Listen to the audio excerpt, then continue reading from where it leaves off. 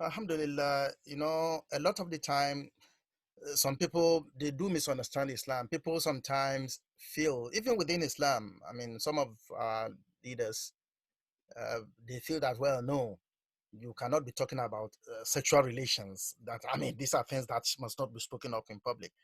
I've just mentioned a lot of ahadith for you in which the Prophet was talking about sexual, how you have sex with your wife, I mean, so even the Quran talks about it.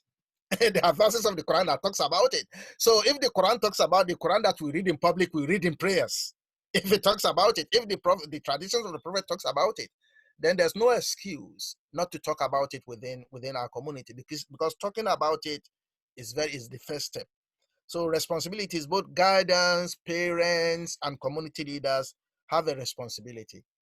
I mean, first to talk about it, and also to also protect people from it. Now, the Prophet said that kullukum ra'in, you are all shepherds, wa kullukum mas'ulun an ra'iyatihi, and each one of you be asked about, I mean, their flock. Now, we should try as much as possible to constantly remind men, you know, because even though in modern times we are talking about that, I mean, rape could be on in the other direction, but mostly it is from men to women. So it's very important that, I mean, we should remind men of their personal accountability before Allah. That, I mean, whatever we do in the world, there's accountability. Even if people get away with it here, Allah indicates it clearly, there's punishment for it in the hereafter. And we should try to advise people to be modest. The verse in Surah An-Nur, Quran chapter 24, verse 30, Allah says, "Oh, you who believe, ya ayyuhalladhina amanu, qul lil mu'minin yaghuddu min absarim." Tell the believing men to lower their gaze, and to be modest. We should try as much as possible to control our passions, to lower our gaze, and also to be modest. Similarly, the ayat talks about women also to lower their gaze. We should talk about this. Then secondly, one important thing is this. Sometimes, and this is very, very serious. In our communities, leaders should stand up to it. We should not tolerate joking or mockingly or jovially talking about rape. Jokingly, we should not tolerate it at all.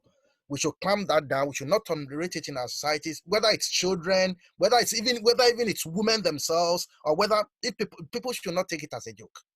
When this is taken as a joke, we should sit people down and really talk seriously about that. This is something that is prohibited within Islam, And the third one is, I mean, also very important. We should bear in mind, where there is an incident of rape, and we know about the leaders in community, we should always report it. It is important. We should always report it, encourage. It's difficult.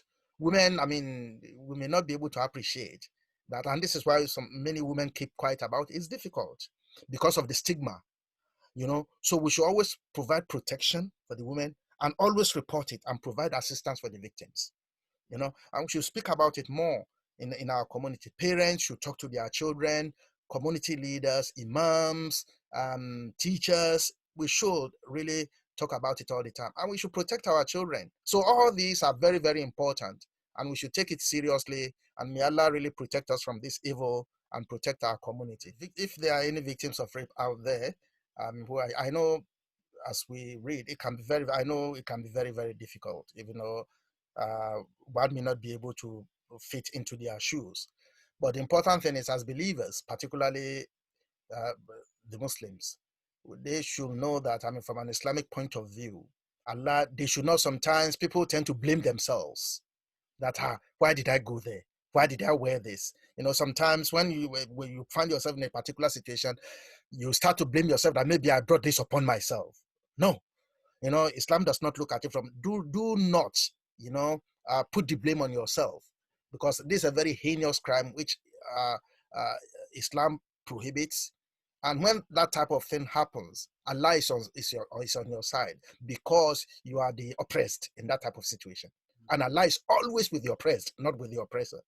So have hope in Allah. But the best thing is, if you have courage, try to talk to somebody you have confidence in the community or in the society. Talk to somebody whom you have confidence in, and they might be able to talk to you in relation to the procedure, how you cannot force anybody to go to the police if they don't want to, but I mean, if you speak to somebody, they can be able to perhaps maybe give you advice, counsel you, and things like that. Don't consider yourself to be a victim that cannot really speak out. First, put your faith in Allah, and Allah will protect. Allah will protect you, inshallah, and Allah will have mercy on you because you're present in that situation. But then also think about it. If you are able to really sum up courage, talk to somebody who you trust. Talk to somebody who you trust, and I believe they will be able to advise in that regard, because silence itself is a crime, really. So may Allah accept this as ibadah for us, inshallah. Amen.